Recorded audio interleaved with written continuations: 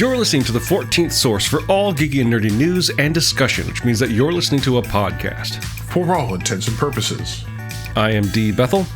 And I'm Andrew Asplund. And we are your two overeducated, codependent nerd hosts, bringing you the things that we like to talk about, but filtered through inquisitive and critical lenses, in the episode for Friday, October 28th, 2022. And it's a new world, Andrew. A brand new... No, it's not brand new. It's a whole new world? It's a shining place I never knew. For a couple of reasons, my technology woes have been abated because I got some new stuff. Mm-hmm. But also, it's a new world because the most recent actor to play Doctor Who has stepped aside. Mm-hmm. And Jodie Whittaker's time as the Doctor is done. And before we get into what we're going to be talking about, I want to talk about an announcement that came out after the special that aired this last week, which is crazy because I think it directly affects you and me with regard to how we consume new Doctor Who. I'm guessing you're like me. You have to buy the seasons, or do you buy the episodes individually? Yeah, I had been buying the seasons on iTunes, actually. Mm-hmm. And I did that for a while back in the Matt Smith days, and now I just buy them through Amazon. But either way, it's the same thing. But I was actually I was genuinely surprised when a bunch of announcement came out like the day after, I think, the special aired. Mm-hmm. One made some announcements about the upcoming special, 60th anniversary specials, in that there would be 3 of them. Yeah, well, it's not. Yeah, there's going to be 3 episodes or 3 specials, but they're all going to be in November, and it almost sounds like they're going to be kind of like a mini season, kind of, a mini series, even. Yeah. There we go. It's almost like they have a word for it already. Who knew? Andrew, you're a genius. Did you just come up with that? Mini series. They unveiled the new the quote unquote new logo for the mini series. I'm guessing at the very least. I'm realizing they probably went back to that logo because it's diamond shaped, and apparently the 60th anniversary is the diamond anniversary. So There's that. Rusty doesn't like it. I don't know if you can hear that. The most surprising thing is that going forward, Doctor Who will be released outside the UK on Disney Plus, I believe, day and date. Yes, I that's what it sounded like. That's insane. I'm pretty sure the BBC has its own app, or like they have Acorn or whatever it's called. They do in the United Kingdom. Right. Over here we have BritBox. I think that's what I'm thinking of. But yeah, I mean that's crazy. It does seem unusual, but like I think one of the things I've seen is that, right, because I watch Star Trek, right? Indeed.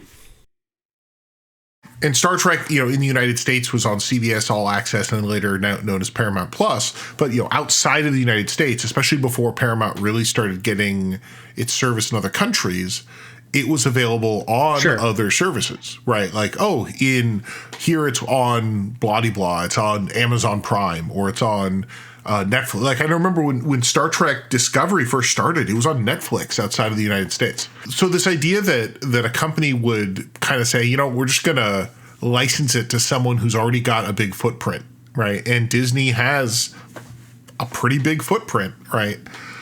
So I guess it doesn't surprise me, at least in that, from the regard of like, hey, man, no one has BBC America anymore, right? Like that's in my guess is that BritBox doesn't really have it's too expensive for them to really get it out there. But I think the important thing, and this is my guess, my theory, is that both Disney and the BBC are convinced enough that Doctor Who's going to be a big deal, right? And that it fits kind of the ethos of Disney Plus programming, right?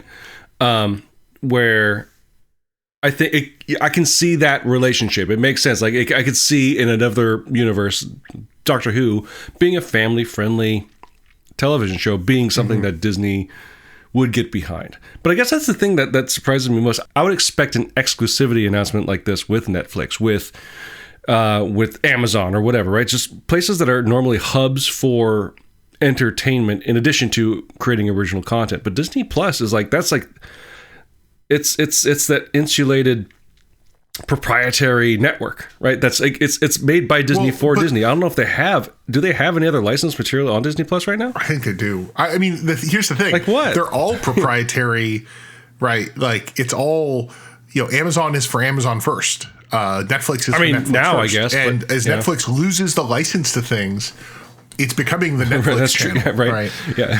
Maybe it's not by their choice it's becoming the Netflix channel, but it's definitely becoming that.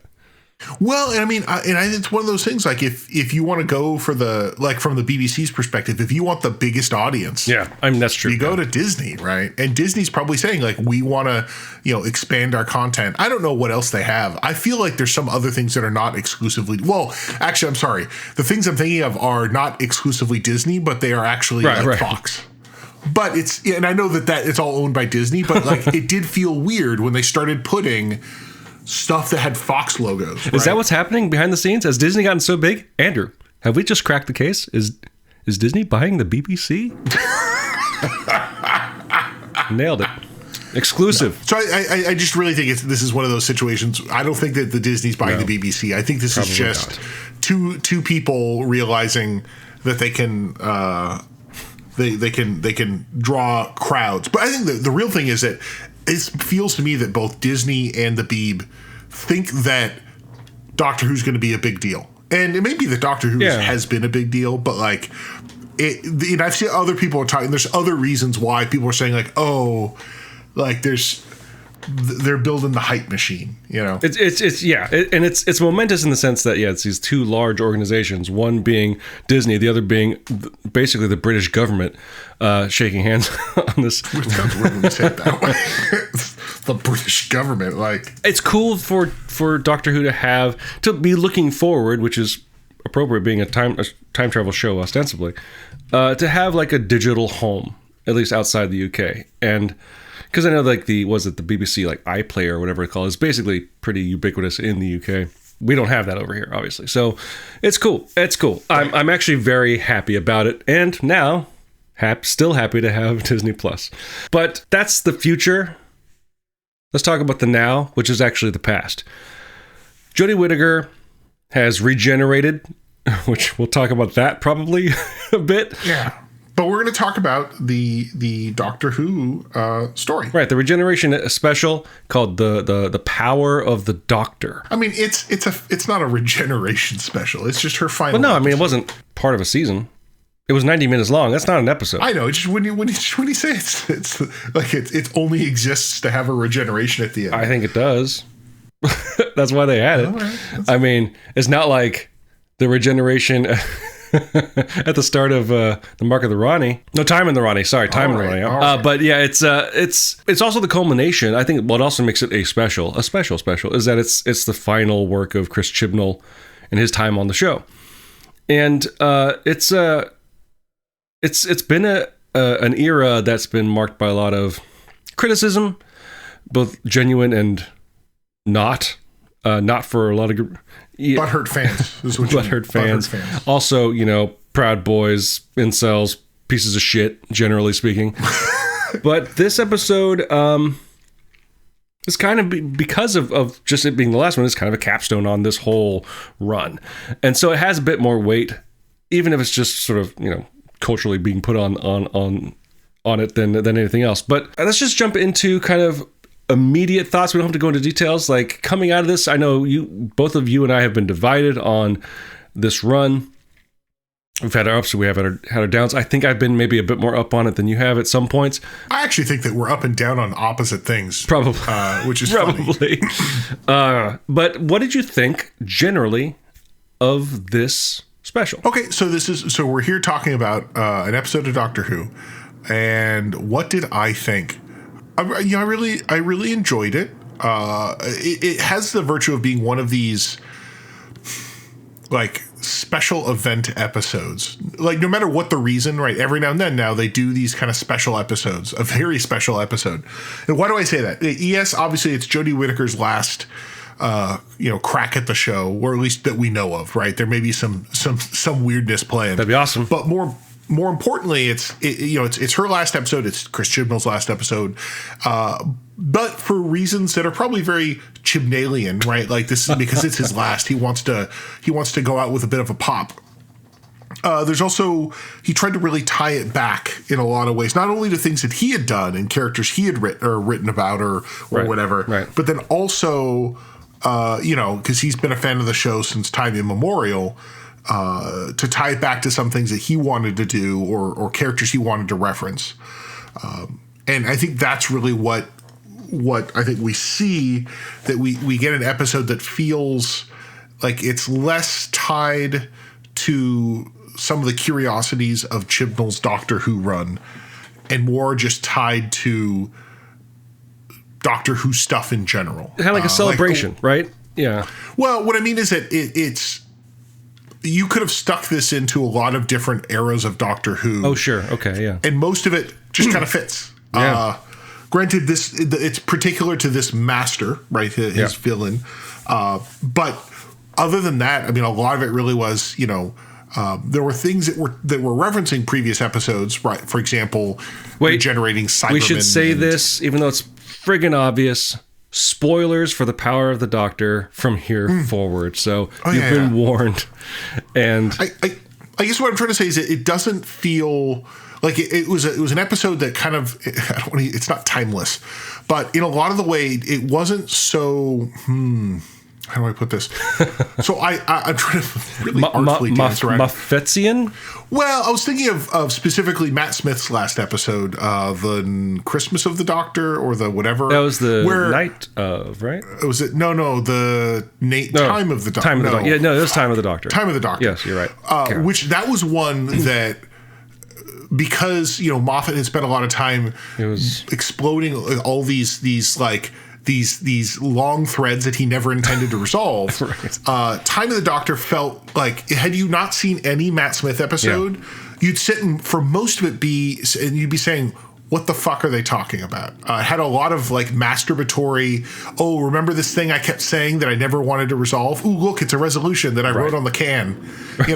Whereas with this episode, like, it features the iconic bad guys. There are details about how they got there, right? Okay, there are Daleks and Cybermen, and there's the Master. And there's a little bit of weirdness about the Cybermen, but actually after the first 10, 15 minutes, that weirdness kind of doesn't matter anymore. That's true.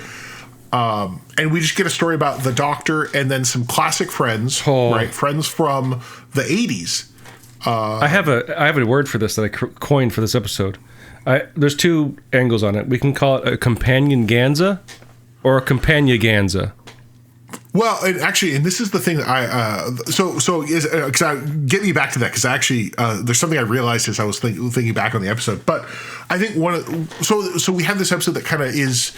It features the Doctor, it features ideas, but like it doesn't because Chibnall had a lot of like kind of this weird stuff. He could have spent an hour and a half stroking his ego, talking about how it all comes together, but he didn't. Right. He didn't. And maybe we forget about that stuff, and maybe it doesn't matter. Right. Okay. It wouldn't be the first time we just left stuff on the table as Doctor Who, right? Right. Yeah, and not just with Chibnall, but with Doctor Who. With Doctor Who. Right? Yeah, it's kind of when you don't like something, just move on. Just move on. So in that regard, I liked it. I did. I enjoyed it. I thought I really liked what they did. Yeah. And I liked the fact that we were able to see. The Doctor. There's this fun thing ever since, really, I would say for me, ever since like 1984, when they did the two Doctors. Right. The five Doctors did it a little bit, but the two Doctors really explored this idea of isn't it fun to sometimes not have Doctors meet each other, but actually have the Doctor and companions meet different Doctors and how they interact. Right. Because the two Doctors is where you had basically Colin Baker and the actor that played Jamie McCrimmon. Mm-hmm. The Sixth Doctor and Jamie basically have an episode together. Right. And you're like, wow, these guys get along really well. Right. In fact, better than Colin Baker's Doctor had gotten along with any companion at that point. So that was fun. And so this one, we get to see Jodie Whittaker, the 13th Doctor, 14th or 17th, whatever, Jodie Whittaker's Doctor, right? Interacting with Ace and Tegan and Kate Stewart, who we've seen her with Kate Stewart before, but like just to see them have this kind of like this where we see some of the same stuff we saw back in 2007 with School Reunion. Right. Where we see, old companions face this idea that like the Doctor walked out on them, right? Right.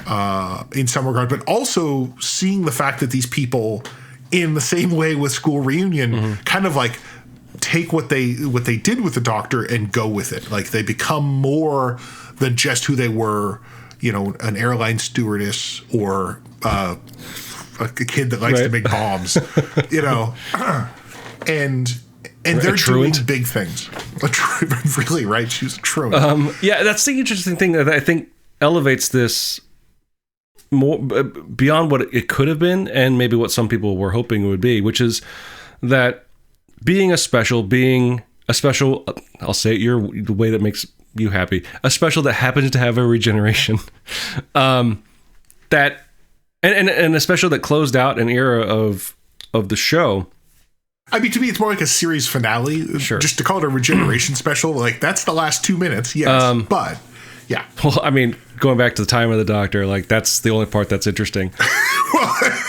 We're not talking about that today. But what's cool? Like in my notes, I was joking about calling this, this episode a Companionganza or Companioganza, and that's like all these companions. Like they even brought back Ian. Like Ian, well, like, but not as a key player in the plot, but he's there.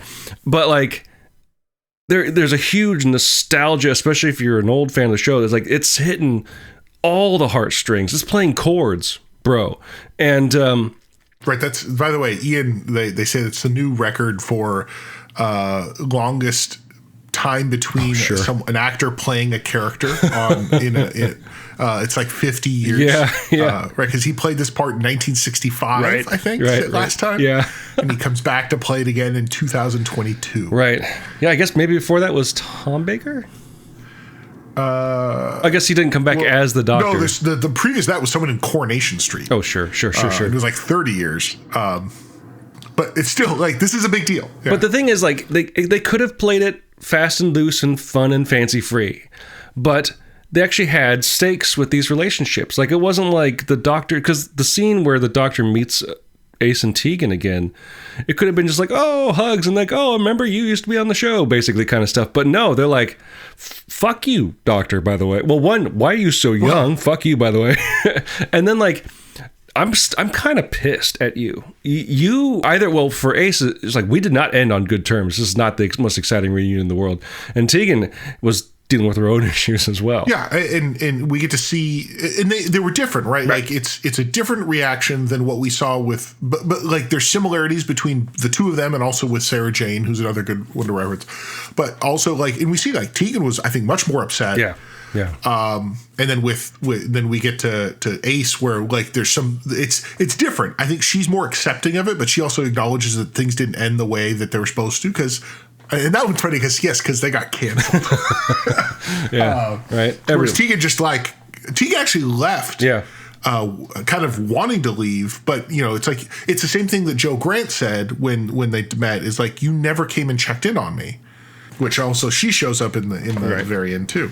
But to go back to kind of like what is going on with this episode, I think it's interesting because I was a little, not worried, but let's just kind of like hesitant at first, because this show starts going real fast. There's a lot of stuff happening. And here, feel free to correct me. I don't want to go through the plot because that's boring, but I wrote down what I think the basic premise of the story is before things start taking turns. And so just to kind of get everybody on the same page here, I say, okay. Yes. Well, we have a kind of a, at some point we have the we see in the present 2022 that there's some mysterious things happening. Some seismologists have disappeared, and some paintings have disappeared. Right. Which they see, of course, they seem independent, because we're seeing the two things happen kind of, concurrently, and then we discover that they're related. Yeah, that's kind of how the main story starts. Yeah. So what's nice is that premise, being like cuckoo bonkers in its own way, does act as a nice way to kind of bring back characters and have them interact in what they didn't have to do, which is basically interact in new ways and interesting ways, which I guess brings us to the Master. The Master comes back, who the actor whose name I can't remember, but he's great. Sacha Dhawan, I believe. Sacha Dhawan comes back as the master, and he does more of his crazy master business. Now, I don't know how much we talked about his master on the show before, but you have more of a memory for things based on his previous experience. Thus, what did you think of his master in general, and then what did you think of his performance and use in this special? So I really, I actually think I think he's great. He's this is the second thing I've seen him in. The first thing being the 50th anniversary Doctor Who TV movie thing, Adventure in Space and Time. Oh, that's right. Yeah, he was the director. He plays the director of the original story. I think the actor does really well. He's also in The Great on Hulu, for those that want to know. Sorry. And what is interesting, this is we've talked about the Doctor a lot and how it got to the point where when people play the part, it's hard not to say, oh, they're playing it like this actor. Right. And we now have enough people that have played the Master that we have the same, it's the same thing, right? We've after the first 4 or so people play the Master, we now say oh, you're kind of evoking this Master. Right. That's an Ainley Master you're doing. That's a Delgado Master you're doing. Right. And I think he very much. And you could see little bits maybe of and no doubt he probably watched a lot of it and said, well, I'm going to do this like this and this like this. For example, the thing I don't like about him is he very much is evocative of the John Sim Master, which is the kind of the manic crazy, which I don't like. It doesn't bother me because that is part of the character's history. I just don't like it. Although I like it more than I like weird, goopy, falling apart Master. So. But still a few steps below Missy. It's very different from Missy. Yeah. But I think he does, well with it. I actually, I much prefer him than John Sim's Master. Yeah. Even though there's some similarities. There's the part where we were watching it at home, and when they reveal he's Rasputin, and they started playing the damn song. Yeah. Yeah. And it was you had to do that. You had to. Because that's kind of in line. They've already done. The Master has some bad taste in things. Or good taste, Depending on your point of view. To have him play that, Russia's Greatest Love Machine song is, that was the thing. But I think he does well with it. I think he's, he's played the part consistently. And I think he does well. I think especially once he kind of takes on certain aspects of the Doctor, mostly their costume. And I thought he did well. I like him. I know though he's got those peculiarities that I know, for example, you're not a big fan of. He's grown on me over time. I think like cancer, right? I think I was put off by him because I got a lot of John Sim energy out of him initially. And it's just okay, yes. You're just being arch for arch's sake. And you can be arch, but there's John Sim arch, and then there's Anthony Ainley arch. And I prefer, I guess, the more mustache twirling, more subdued kind of arch than the just I'm crazy, right? Right. But I thought his motivation was interesting. Because, again, spoiler alert, I think, please correct me if I'm wrong, it seems like his entire plan was that he wanted to ruin the reputation of the Doctor by becoming the Doctor and just being a dick. Is that right? Right? Yeah. That's what I got. It's pretty great. And then, you know what? That sounds like a master plan to me, in that it's a plan by the Master, not a master plan. You know what I'm saying? But what I really liked was the Rasputin angle, in that it reminded me a lot of Battlefield. In that it's a nice sort of other side of the coin from what we got with the Doctor and sort of the mystical character he apparently portrayed in history or in mythology, which is Merlin. Okay, so quick sidebar for the 3 people that don't know what Dan's referring to. Yeah. In Battlefield in 1987, 88. That was the final season. Yeah. So we discover that at some point in their life, the Doctor will be or has been Merlin, in basically another dimension that very much parallels Arthurian legend. And so but it's also, and there's this idea that the Doctor, and I think actually there's either spin-off media or like unfinished episodes. It also suggests this idea that that sometimes these famous people in history had been the Doctor, right? And now it's kind of like the contrast. What about the Master? Right? Yeah, but, like Rasputin. And it's great because there's so much mythology built around Rasputin, right? Which is like you couldn't kill him. Like you could cut parts off of him and you just put him back on. Right, you'd have to shoot him, stab him, whatever, and it's finally throwing him in the river chained is what he eventually, you know. And then of course he's a Time Lord, right? Of course. And I'm like, why hasn't this been done before? This is like the most obvious answer for something to do with the Master. And I loved it. I loved it so much. And it was fun because, it's, the fall of the Russian Empire, or at least the Russian monarchy, was all tied into that. And it's all like, yeah, I could totally see the Master being behind all this. And it just fits so perfectly, just to me, in the same way it felt like it fit perfectly for the Doctor to be Merlin. And it was really cool. But yeah, and it's weird. Yeah, I think you're right. I've been less hot on this Master, but coming in his performance in this episode, and just, I think it's part and parcel with just how I think the episode came together overall. I think my impression of him is much higher than it used to be. I think because it didn't feel gregarious for the sake of being gregarious. It felt like a man hatching the most absolutely stupid plan, but also glorious plan in the world, But also, and the one thing I will say is that the Master's always had stupid plans. Absolutely. It doesn't matter which one it is, they're always outlandish, as if he can't do they can't do anything like discreet. Even when they're discreet, it's still outlandish. Right. And I thought it was a good villain to bring back. I think I knew he was coming back, but I was skeptical, but it's a story that worked for him, and I think it's the best story he was involved with during this run, personally. Yeah, the one that resulted in the creation of the Cyber Masters was like there's a lot going on in that whole season finale or series finale, that he was just another like weird piece of craziness in the middle of that, right? And so but I think it was a good sort of swan song for him as well as Jodie. But I don't want to get to that quite yet because there's a bunch of other people coming back, and we talked about the companions in this a bit, and I want to come back to that because, as we've talked about here on the show before, both you and I were very excited for the return of Ace, of yes, Dorothy McShane.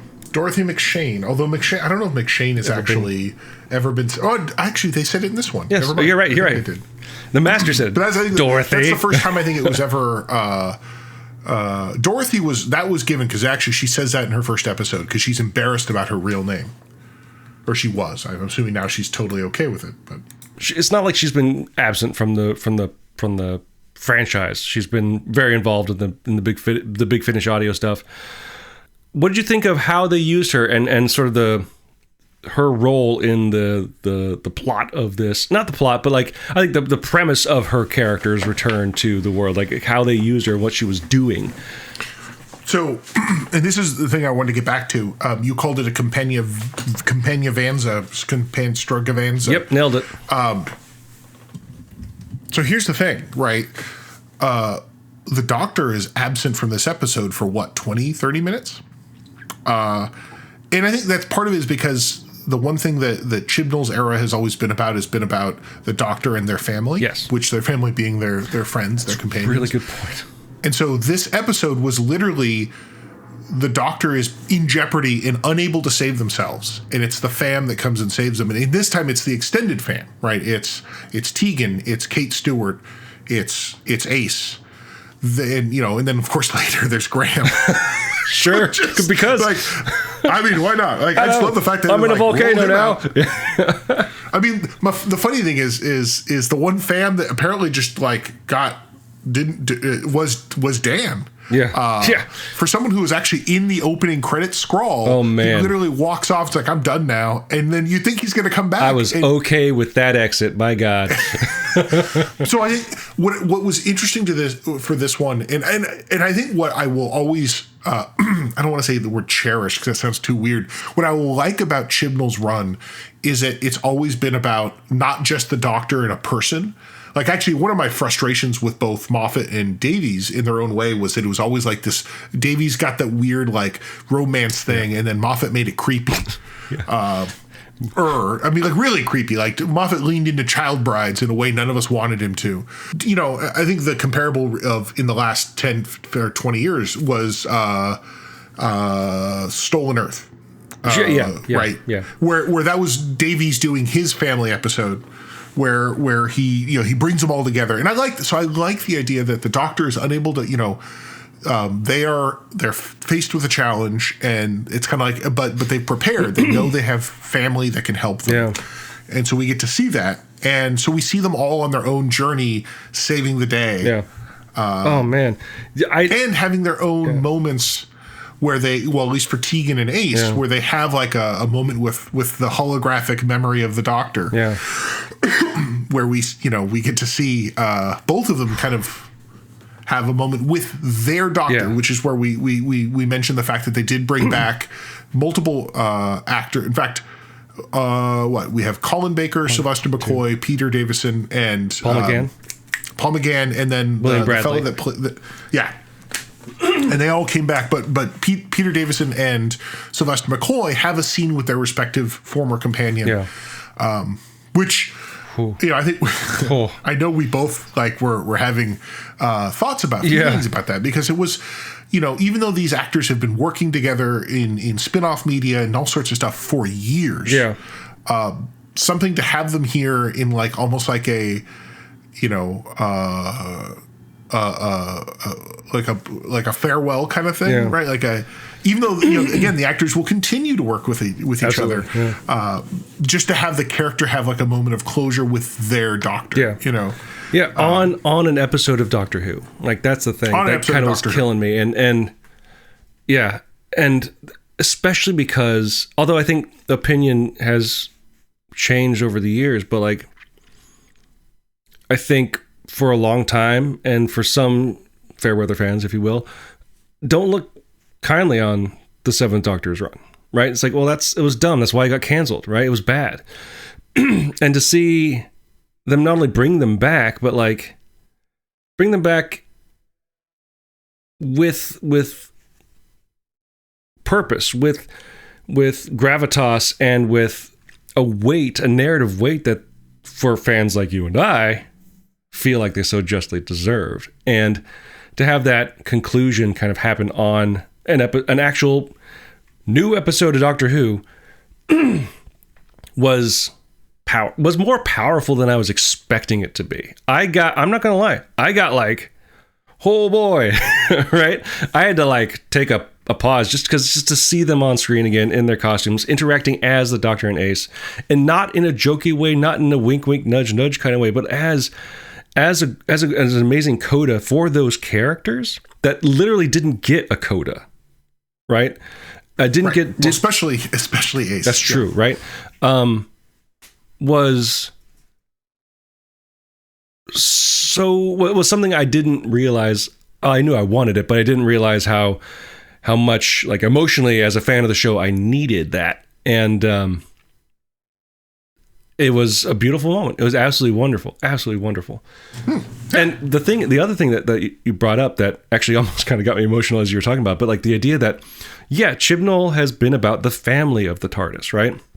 And how the companions are, depending on the writer, but whether they're romantically involved or not, but like they become a familial sort of coalition more than just like friends or employers, right? And this is an absolute celebration of that, which I think you're right. More than any sort of plot thread he introduced, this makes sense, and I'm glad he was smart enough to make this episode about that.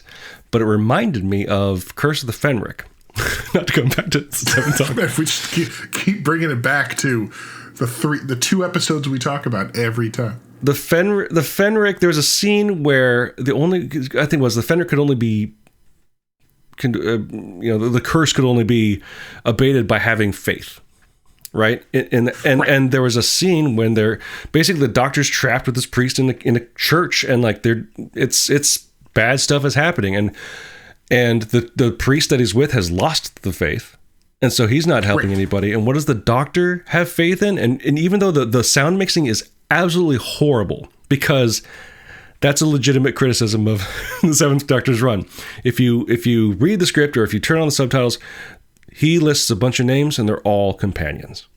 Right. So this idea that would like, and just, to give it for those that don't understand, right? It's that, like concentrating on the thing you believe in drives off these basically vampires. Faith energy. And, and I'll tell you, like, having seen that episode in like 1990, I never understood what it was.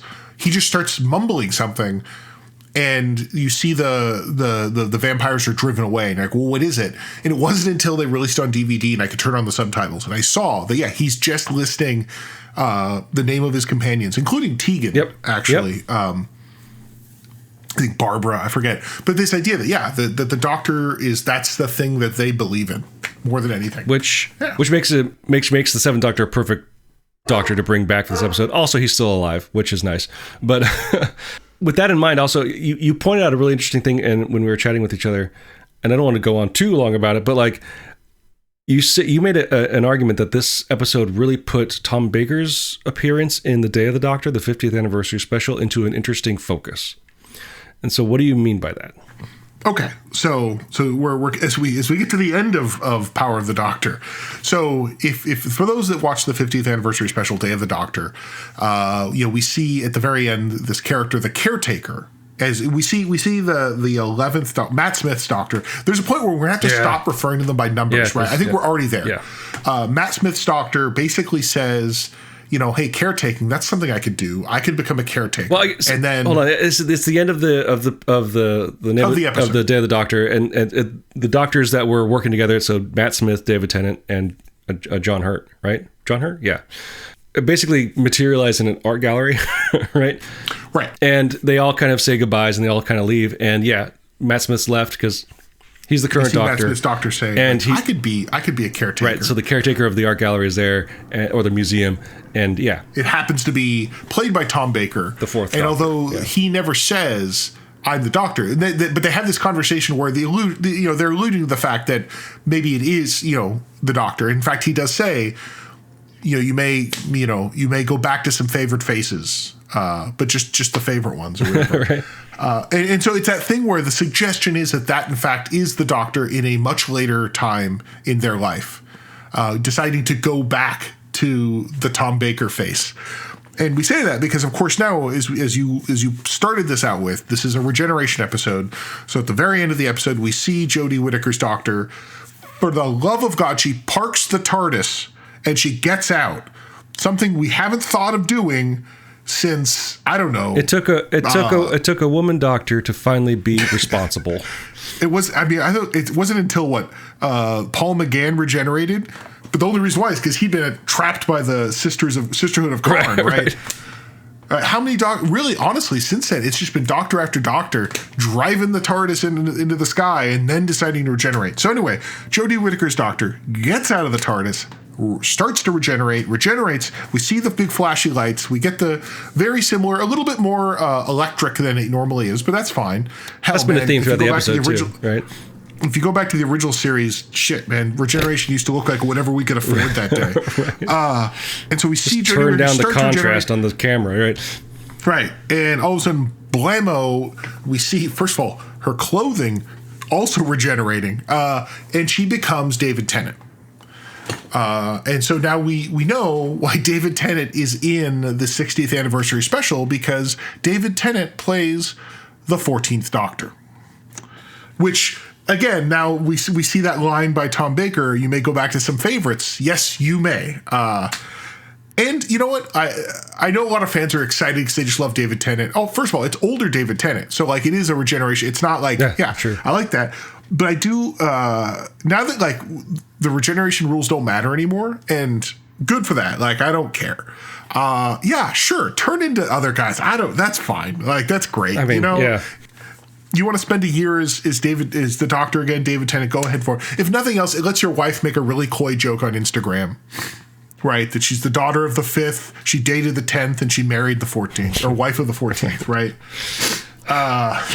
We can't even explain that. We don't have the time to explain that whole not disaster, but and actually, the other joke is that David Tennant took this job just so he could. He did this just so he could prove Michael Sheen wrong, because there's an episode of that weird comedy they did where they were both calling each other on Zoom, right? Where Michael Sheen says, "Well, I was in all 4 Twilight movies," and David Tennant says, "Well, I'm the bloody Doctor Who," or whatever, and he says, "Not anymore, you're not." Well, now he is again, right? No, Lord knows those two are like super friends. So it was a surprising regeneration. I'm not going to lie.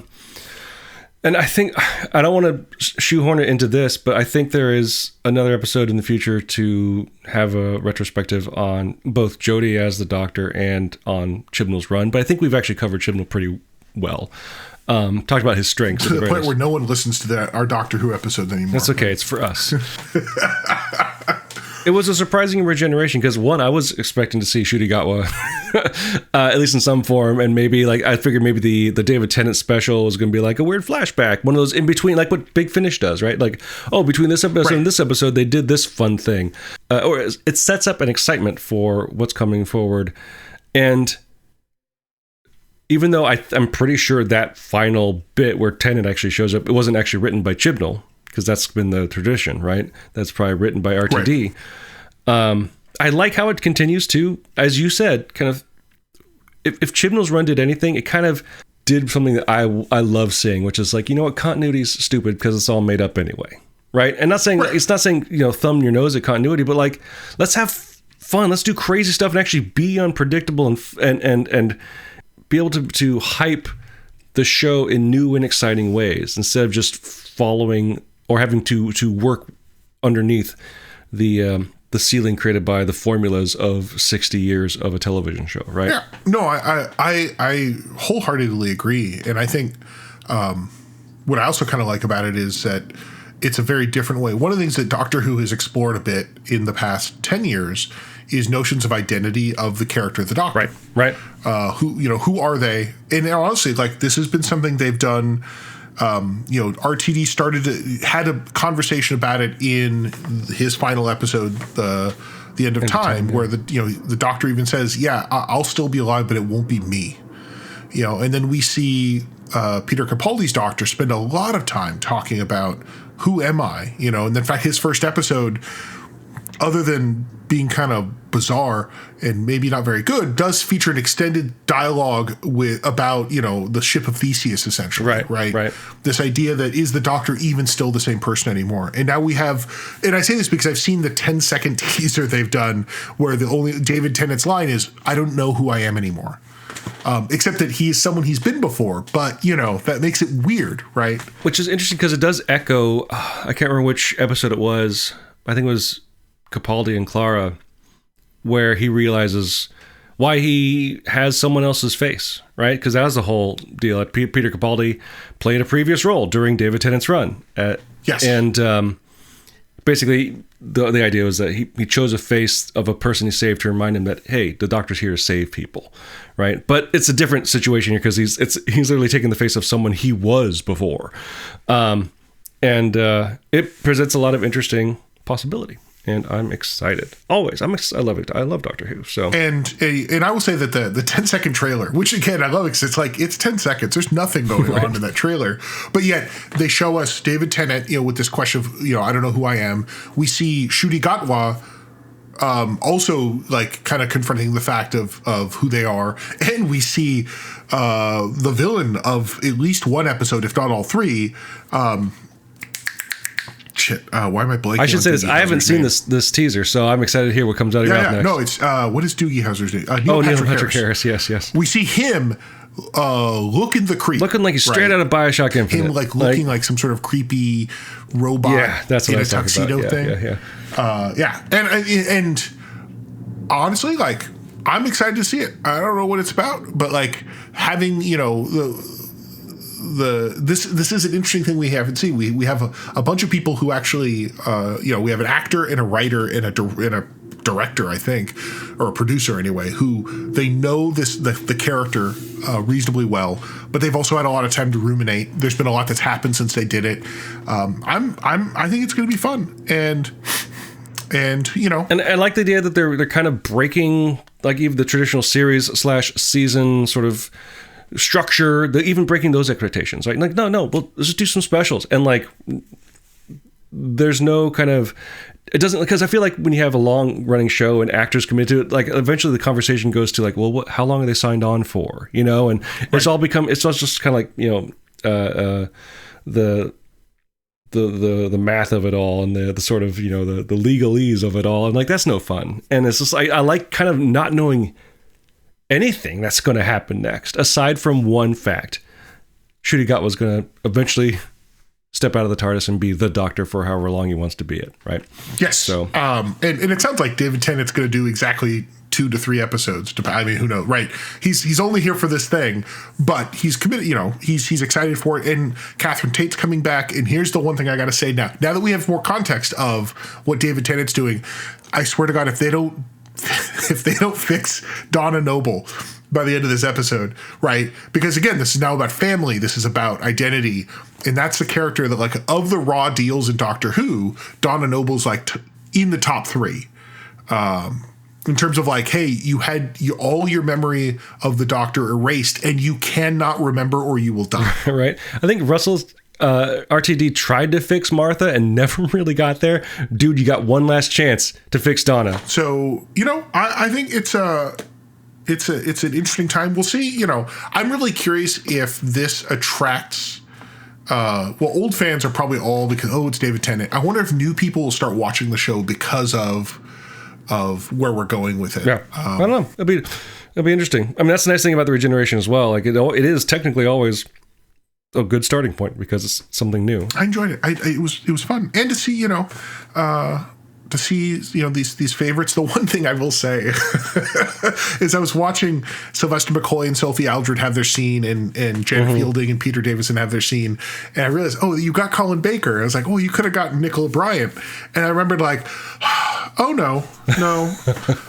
She either died, which is what the actress prefers, or she got very shittily brought back to life. Or retconned into life. I mean, and I say shittily because this was in the Trial of the Time Lord in 1986. The character dies, like basically like has her brain taken out and someone else's brain put into her body. Like it's done. And that's how it ends in like episode 6 of 13. And at the end of episode 13, they have this like throwaway, like, oh no, she's now happily living, blah, blah, blah, with her prince or some shit. And apparently Nicola Bryant had never seen that. And there's an audio clip on the DVD set where Colin says, no, you got to watch this. And she's like, she doesn't like it. She's like, well, they ruined my ending. So either way, the point is that the character of Perry is dead. So she could not come back to have a moment with her doctor. Building off what you said earlier, what we should have gone to, there's chaos going all around. People, things are exploding. What we should have cut to all of a sudden is just a serene scene in 18th century Scotland inside this sort of thatch hut. There's a very old Jamie McCrimmon smoking a cigar, smoking a pipe and reading a book. And all of a sudden a hologram just appears. What's funny is they probably could have brought him back and it would have made just as much sense. Yep. Except that he also had his memory wiped of his time with the Doctor. Although that one doesn't lead to his death. It's just bizarre. God, I forgot they did this weird... Man, they used to do some weird shit. Well, I should say this, to end on this. What I want next is a spin-off of Ace working for UNIT and just maybe every episode or every season teaming up with another former Doctor Who companion and just hitting shit with a bat for a while. Well, I gotta say, when they say Kate Stewart's his wife started recruiting a lot of like independent contractors or whatever she calls them, I swear to God, Nicholas Briggs from Big Finish must have said, "Could you put that in there so we could just start putting all these people into our unit audio show?" Absolutely, absolutely. So if I could say anything about this episode, it was ace. So if you, dear listeners, have any thoughts about the topics we discussed this week, feel free to leave your thoughts as comments on the page for this episode at forallintents.net.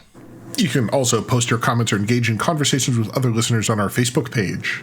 You can find us on other social media as well, such as Twitter and Instagram, where you can find us on our respective handles. You can find Andrew tweeting about tabletop role-playing game at Profound Dark on Twitter, and you can find me on Twitter at dbethel. You can also find us on Instagram. We can find Andrew at Profound Brick and me and my work at dbethel comics. And I say that with the presumption that Twitter won't just turn into a rancid Nazi shithole. While you're on our website at forallintents.net, you can also take a look at our YouTube page, which you can find by clicking on the link in the corner that says YouTube. Or you may be listening on YouTube right now, in which case, if you're, please like and subscribe, or as Dan likes to remind me, ring that bell. We use 2 tracks of music for our show. One is called Disco Medusi, the other is called District 4. They're both written and performed by Kevin MacLeod of the Cloud MacLeod, immortal swordsman, graph paper enthusiast, and musician extraordinaire. You can find his music at incompetech.filmmusic.io, and that's all licensed under the Creative Commons 4.0 attribution license.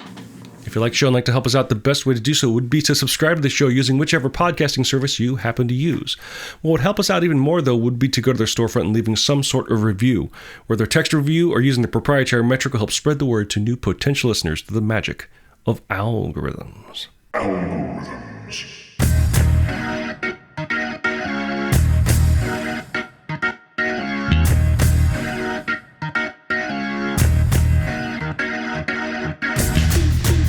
So Doctor Who's great, Andrew, but I have to bring us down, and I think this is important for us to address, despite the fact that I would love to just keep things happy. But this last week, an actor that we both adore passed away. Leslie Jordan suffered some sort of cardiac event, I hear, and got into a car accident and didn't make it. But we know him best from his time on Boston Legal. I love the fact that we know him best from something that no one else talks about. But he and Betty White on that show were just some of the best television I've ever seen. And it's interesting because once I'd seen him in that and then seen some of the other work he did, he was such a hoot. I know a lot of times he kind of played similar characters, but Boston Legal was for me different than a lot of the kind of the other things I see him do, because he plays this this kind of creepy old man that lives with his even older mother who he murders his mother, and it's so weird, but he is great. And last year I remember I was surprised to hear him in the news. I mean, I was surprised to hear that he died, of course, but because last year he released a gospel album, I think, called "Company's Coming," or maybe it's just like classic country tunes. I remember hearing snippets of it, and it's just less. It's it's a comedy album as much as it's anything else. It's absolutely bizarre, but he seemed to be a very singular force, and I'm glad we got what we got out of him, and he will be sorely missed. Yes. So Leslie Jordan, we tip our hats to you. So until you tip your hats to people you respect and admire, dear listeners, I'm D. Bethel. And I'm Andrew Asplund. And for all intents and purposes, that was a podcast.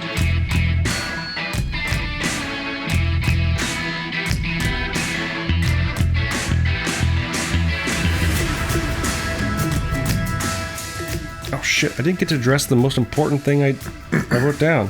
Where did David Tennant's sleeves go? No. I'm leaping from the future. I'm somebody else. If they're too chunky, I just don't eat them. That's fatphobic. Damn. Get out of here. Andrew, how dare you? Everything seems to be working. I am my first official audio recording on my Mac Studio. Do you want noodles if I'm buying them? Okay.